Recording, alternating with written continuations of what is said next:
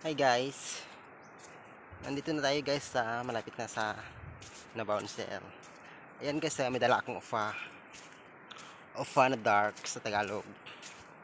Ayan guys, grabe talaga guys dito. Ayan, naku, ang itim-itim ko na. Ano nangyari sa face ko? Bakit ganito? Bakit hindi maputi? Bakit nangingitim? My God.